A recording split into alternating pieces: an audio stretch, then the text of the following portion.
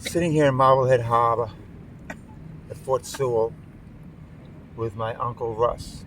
Now, Russ, very few people know,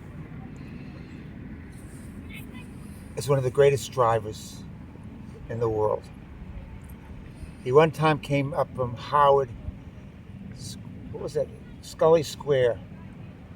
He had borrowed his brother Doug's car, and at the Portsmouth toll booth, he took a dime and threw it at the toll booth because he was in a hurry, and it stuck into the wood.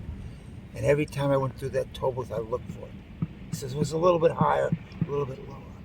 We were doing 90 miles an hour. We couldn't stop, but we wanted to pay the toll. Yeah.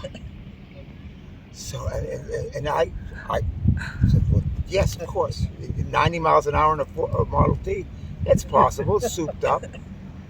So, but his real story was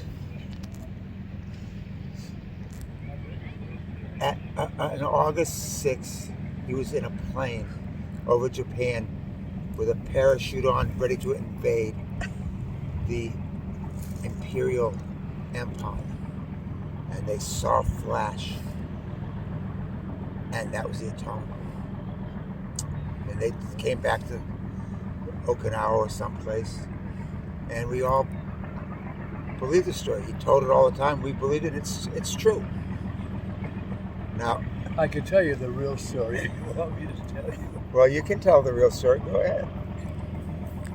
The war was over, and we were in Nagasaki coming out of the mess hall, and we saw a B-29 going overhead, very high.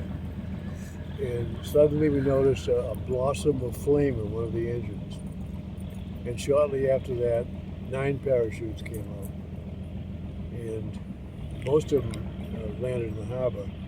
And the Japanese were very reluctant to pick them up in boats when they finally did. 4 men died. We went up through a village. There was an engine right in the middle of a little village. And then a mountain with molten aluminum running down the side of it. And they found 4 skulls from the men that were in the plane. And that was it. But Russ also was in Nagasaki and Hiroshima after the bombings. Yeah, I've gone through Hiroshima and stationed in Nagasaki. But I still believe the story of the parachute.